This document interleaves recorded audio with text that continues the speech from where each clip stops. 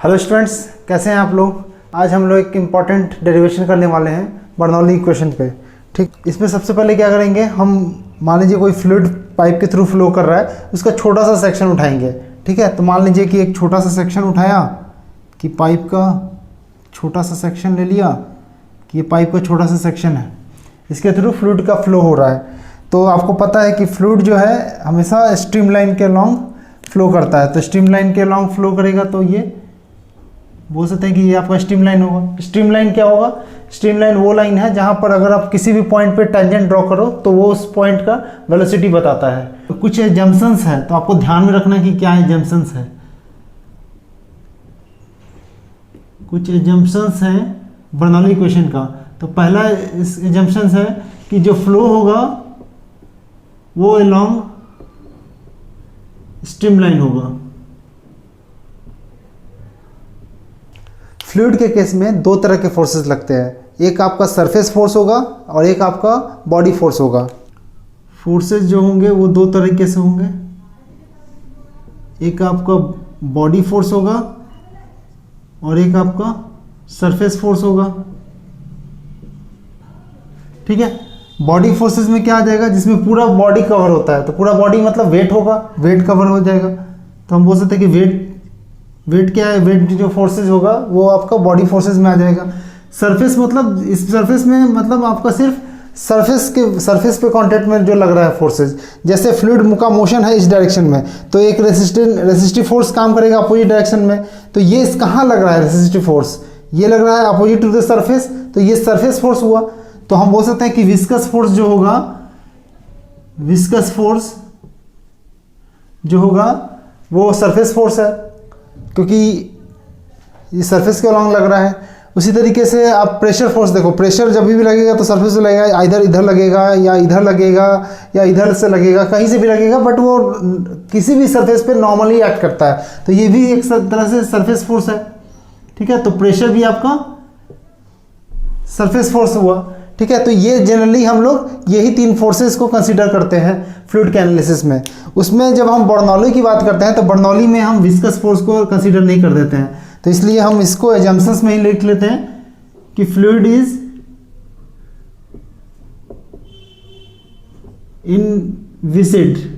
Inviscid या फिर इनविस्कस। ठीक है, इनविसिड का मतलब वही हुआ कि आपका म्यू की वैल्यू 0 है, विस्कोसिटी 0 होगा। ठीक है, तो ये हमारा एजम्पशंस हुआ।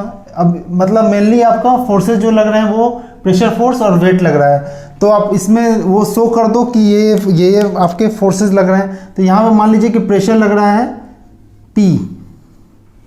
ठीक है, और इधर से कंसीडर करते हैं कि ये यहाँ पर ये छोटा सा एलिमेंट है, छोटा सा फ्लूइड का एलिमेंट दिखाया है, तो ये मान लीजिए ds लेंथ का ये एलिमेंट है, ds लेंथ का ये एलिमेंट है। छोटा सा ये एरिया कंसीडर कर लेता हूँ, ये एरिया जो है ये dA होगा, dA एरिया होगा। एरिया मैंने बड़ा होता, मैंने छोटा सा एरिया लिया तो dA हो गया। ठीक है, तो यहाँ पे जो फोर्सेस लग रहे हैं, प्रेशर फोर्स लग रहा होगा, तो प्रेशर फोर्स को कैसे डिफाइन करेंगे, प्रेशर को कैसे डिफाइन करते हैं, फोर्स अपॉन एरिया। तो मैं इसको लिख सकता हूँ कि फोर्स क्या होगा, प्रेशर इनटू एरिया। ठीक है, अगर मैं फोर्सेस की बात करूँ तो मैं लिख सकता हूँ कि P dA होगा। क्यों? क्योंकि मैंने एरिया यहाँ पर स्मॉल वाला dA लिया है। अच्छा, इधर से जो ऐड करेगा वो प्रेशर का बढ़ा हुआ रूप होगा, तो बढ़ा हुआ कितना होगा, तो यहाँ पर मान लीजिए P था पहले, तो P से थोड़ा सा बढ़ गया तो डेल P बढ़ गया, क्योंकि छोटे से लेंथ में बढ़ा है तो छोटे से लेंथ में डेल P बढ़ा होगा। और इसको एरिया से मल्टीप्लाई कर देंगे सो डैट ये फोर्स निकल जाए। ठीक है, तो ये प्रेशर फोर्स हो गया। अब मेन आपका वेट है, वेट कैसे निकालेंगे, मान लीजिए किसी पे भी वेट लग रहा है, मान लो ये बॉडी है, तो ये इस पर वेट कैसे ऐड करेगा, डाउनवर्ड वर्टिकली डाउनवर्ड ऐड करेगा। मैं छोड़ूंगा तो नीचे गिर जाएगा।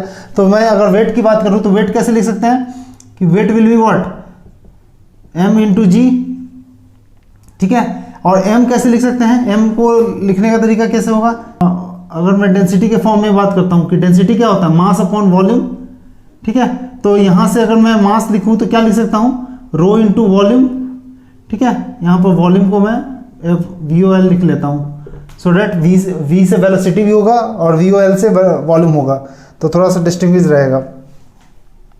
तो रो इंटू वॉल्यूम। अब रो इंटू वॉल्यूम, वॉल्यूम कैसे आएगा, यहाँ पे देखिए एरिया दिया हुआ डी ए और ये लेंथ दे रखा है, तो अगर सिलेंडर कंसीडर करूँ तो ये आपका डी ए एरिया को मैं लेंथ से मल्टीप्लाई कर दूंगा तो वॉल्यूम आ जाएगा।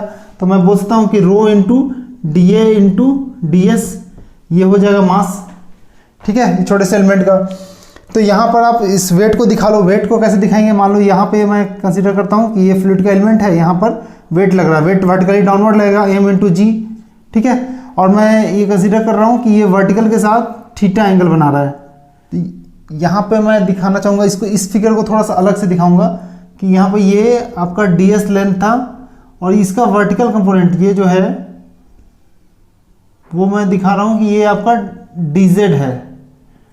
जेड वर्टिकल कंपोनेंट होगा, वर्टिकल कंपोनेंट डी एस का डी जेड बोला मैंने। ठीक है, और ये थीटा एंगल पे था तो ये भी आपका थीटा एंगल पे होगा।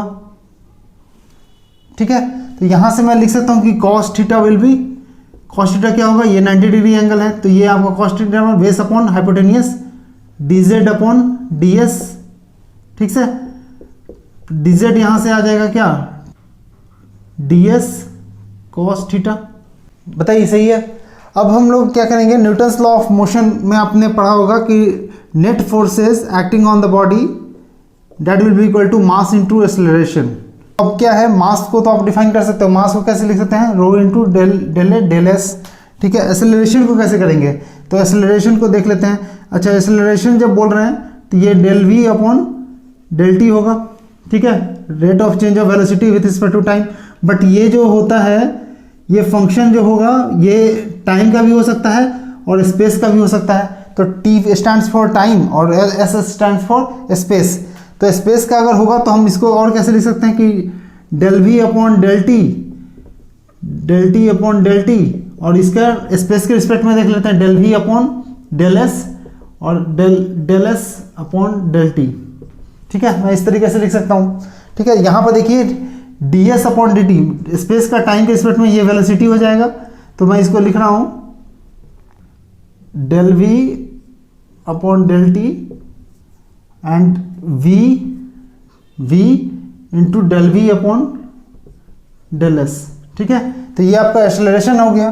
तो हम मास और एक्सेलरेशन को लिख सकते हैं। अच्छा, फोर्सेस कौन कौन से लग रहे हैं, फोर्सेस आपके प्रेशर फोर्स लग रहा है, प्रेशर फोर्स, और साथ में कौन सा लग रहा है प्रेशर फोर्स के साथ, ये वेट वाला लग रहा है mg वाला। ठीक है, और ये दोनों को ऐड कर देंगे तो नेट फोर्सेस क्या होगा, मास इंटू एक्सेलरेशन। तो यहाँ पर आप वैल्यूज पुट कर देते हैं। ठीक है, प्रेशर फोर्सेस कौन कौन से लग रहे हैं, प्रेशर फोर्सेस नेट कितना लग रहा होगा। अच्छा, मोशन किधर से है, इधर से इधर जा रहा है फ्लूइड, तो आपका नेट फोर्सेस इस डायरेक्शन में कितना होगा। तो प्रेशर फोर्स को देखूँ तो मैं दिस माइनस दिस, तो नेट प्रेशर फोर्स हो जाएगा इस डायरेक्शन में। तो लिख सकते हैं कि P D A minus P plus del P D A. ठीक है, तो ये आपका प्रेशर फोर्स की बातें हो गई। अब यहाँ पर साथ में आपको इसी डायरेक्शन में आपको इस वेट का कंपोनेंट देखना है। तो ये देखिए, ये एंगल थीटा था तो ये एंगल भी थीटा होगा, और इसका ये जो सटा हुआ कंपोनेंट है, ये जो सटा हुआ कंपोनेंट होता है हमेशा थीटा के साथ जो सटा हुआ होगा वो कॉस थीटा होगा। तो हम बोल सकते हैं कि ये एम जी कॉस थीटा होगा। तो M G cos theta, M क्या है, एम है rho A D S, rho A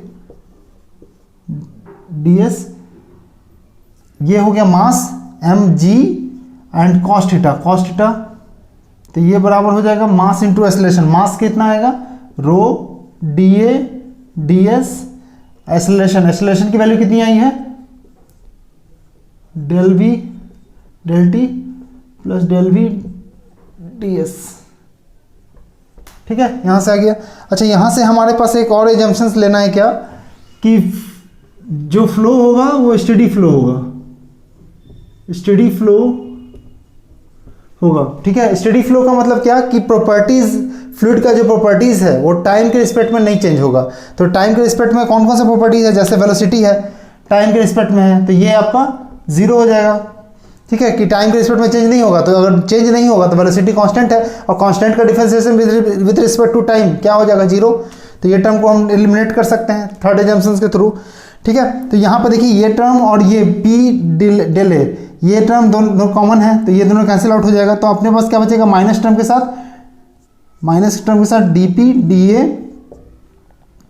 plus यहाँ पे देखिए यहाँ से ये आ रहा है ds cos theta, ds cos theta, ds cos theta क्या आया था dz, तो यहाँ पे मैं लिख सकता हूँ कि rho dA g and ds cos theta क्या है dz, और that will be equal to rho dA ds v into del we upon del s. ठीक है, तो यहाँ पे देखिए ये डेल एस और ये टर्म कैंसिल आउट हो जाएगा। यहाँ पे देखिए dA dA dA तीनों जगह कॉमन है, ये कैंसिल आउट हो जाएगा। अपने पास जो बचेगा, अच्छा यहाँ पर थोड़ा सा ध्यान देना है कि ये जो कंपोनेंट हमने लिया था ये इस डायरेक्शन में है और फ्लूइड का फ्लो का डायरेक्शन इस तरफ है, तो ये अपोजिट डायरेक्शन में है, तो यहाँ पर आपका एक्चुअल में माइनस होना साइन होना चाहिए, क्योंकि अपोजिट फ्लो के अपोजिट डायरेक्शन में हम ये ले रहे हैं, फोर्स को रिजॉल्व कर रहे हैं, तो ये निगेटिव साइन के साथ आएगा।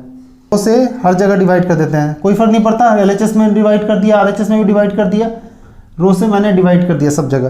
तो यहाँ पर रो जो है ये रो कैंसिल आउट हो जाएगा, ये रो कैंसिल आउट हो जाएगा। आपके पास क्या बचेगा माइनस डेल पी डेल रो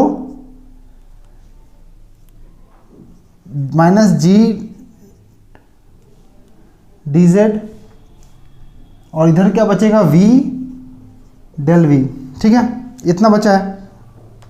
अच्छा इसी को मैं सबको एक तरफ ले आता हूँ, तो आपके पास आ जाएगा del P by rho V del V और जी डी जेड बराबर 0। ठीक है, ये जो है आपका ये आइलर इक्वेशन है, ईलर या आइलर आप इसको जो भी बोल सकते हैं, ये आइलर्स इक्वेशन है। तो आइलर्स इक्वेशन में इतने सारे जंक्शंस है कि फ्लूइड फ्लो करेगा स्ट्रीमलाइन के लॉन्ग्स, इनविजिट फ्लूइड होगा और साथ में स्टेडी फ्लो होगा। ये तीन जंक्शंस के थ्रू मैं आइलर्स इक्वेशन आ गया। इसी को इंटीग्रेट करेंगे तो बर्नौली इक्वेशन आ जाएगा। तो integrating the Euler's equation we get, integration कर लेते हैं। इंटीग्रेशन करेंगे तो ये आपका del P by rho V del V and G D Z will be 0। अब यहाँ पर ध्यान देने वाली बात क्या है कि यहाँ पर देखिए रो है, रो अगर इंटीग्रेशन से बाहर करूँ तो इसका मतलब बताना होगा कि रो आपका कांस्टेंट है, कांस्टेंट क्वांटिटी ही इंटीग्रेशन के बाहर जा सकता है। तो जैसे ही बाहर कर लिया मतलब क्या कि एक और एजम्पशन मुझे ऐड करना पड़ेगा। ये चौथा एजम्पशन क्या होगा कि रो कांस्टेंट है। अगर रो कांस्टेंट है मतलब डेंसिटी कांस्टेंट है। डेंसिटी कांस्टेंट कब होता है? जब फ्लूइड आपका इनकम्प्रेसिबल हो, इनकम्प्रेसिबल हो। और जैसे ही आपने बोला कि ये इनविजिड है फ्लूइड और साथ में इनकम्प्रेसिबल है, मतलब ये फिर आइडियल फ्लूइड हो गया। आइडियल फ्लूइड हो गया क्योंकि आइडियल फ्लूइड का मतलब ही होता है कि इनविजिड और इनकम्प्रेसिबल दोनों होगा। ठीक है, तो ये सिर्फ और सिर्फ आइडियल फ्लूइड के लिए हम लोग निकाल रहे हैं। ठीक है, तो यहाँ से आप इंटीग्रेट करोगे तो आपके पास क्या टर्म बचेगा, यहाँ से इंटीग्रेशन करके यहाँ ला रहा हूँ मैं P, तो यहाँ से इंटीग्रेट कर रहा हूँ तो ये आपका P1 से लेके P2 तक गया है, ये आपका V1 से लेकर के V2 तक गया है और ये आपका Z1 से लेकर के Z2 तक गया है। ठीक है, तो मैं यहाँ पे इंटीग्रेट करूँगा तो upper limit minus lower limit करूँगा तो P2 minus P1 upon rho V2 square minus V1 square by 2 and Z2 minus Z1 that will be equal to 0। अगर मैं G से डिवाइड कर दूं, सब जगह G से डिवाइड कर दूं तो यहाँ पे G आ जाएगा, यहाँ पे G आ जाएगा, यहाँ पे G आ जाएगा और यहाँ पे G एलिमिनेट हो जाएगा। ठीक है, G से मैंने सारी जगह डिवाइड कर दिया तो वहाँ से अब आपके पास क्या बचेगा, अगर मैं बात करूँ तो P1 by rho G plus V1 by 2G plus Z1 that will equal to, बाकी उस साइड भेज दिया तो P2 by rho G V2 square by 2G plus Z2। ठीक है, तो ये आपका बर्नौली इक्वेशन हो गया। इसी के बारे में हम लोग जिक्र कर रहे थे। बर्नौली इक्वेशन में एजम्पशंस क्या क्या था, ये 4 एजम्पशंस हैं इनके थ्रू हमने डिफाइन कर दिया।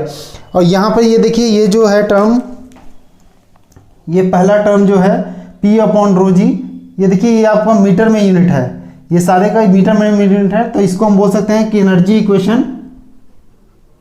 Equation in meter form. तो ये जो टर्म है इसको बोलते हैं प्रेशर हेड, क्योंकि प्रेशर हेड फॉर्म में है, मीटर के फॉर्म में है, तो इसलिए बोलते हैं, इसको बोलते हैं काइनेटिक हेड।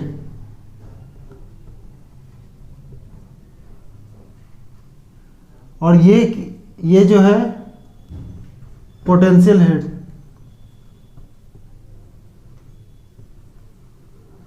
ठीक है, और प्रेशर हेड और पोटेंशियल हेड इन दोनों को कंबाइंड फॉर्म में लिखेंगे तो ये आपका, इसको बोलते हैं पीजोमेट्रिक हेड। ठीक, तो बर्नौली इक्वेशन क्या है? It is the conservation of energy, क्योंकि इसमें 3 एनर्जीज हैं, इसमें प्रेशर एनर्जी है, काइनेटिक एनर्जी है और पोटेंशियल एनर्जी है। तो तीनों एनर्जी का समेशन हमेशा एक कांस्टेंट वैल्यू देता है। ठीक है, तो दो डिफरेंट सेक्शन आप ले लो, दोनों सेक्शन पे आप लगा सकते हो बर्नौली इक्वेशन। ठीक, बर्नौली इक्वेशन में ये 4 एजम्पशंस हैं, तो इन 4 एजम्पशंस के थ्रू हम बोल सकते हैं कि एनर्जी आपका कंजर्व रहेगा, मतलब summation of kinetic energy, potential energy and pressure energy always give you the constant value. ठीक है, it is valid for ideal fluids only. अगर यहीं पर कोई रियल फ्लूइड्स रहेगा तो उस केस में मुझे फिर हेड लॉसेस भी ऐड करने पड़ेंगे, तो वो हम कंसीडर कर सकते हैं। उसके बाद आप चाहो तो रियल फ्लूइड्स के लिए भी ये इक्वेशन अप्लाई कर सकते हो। आज के लिए इतना ही, थैंक यू। अगर ये वीडियो पसंद आ रहा है तो प्लीज़ इसको लाइक कीजिए। अगर आपको कुछ नया चाहिए या फिर इसमें कुछ आप इम्प्रूवमेंट चाहते हैं इस वीडियोज़ में, तो आप प्लीज़ मुझे कमेंट करके बता सकते हैं, सजेशन दे सकते हैं। अगर आप इस चैनल पे नए हैं तो काइंडली इसको सब्सक्राइब कर दीजिए, इससे आपका कुछ नहीं होगा बट मुझे मोटिवेशन मिलेगा, सो डैट मैं और अच्छे वीडियोज़ लाता रहूँगा। Thank you so much, thank you for watching.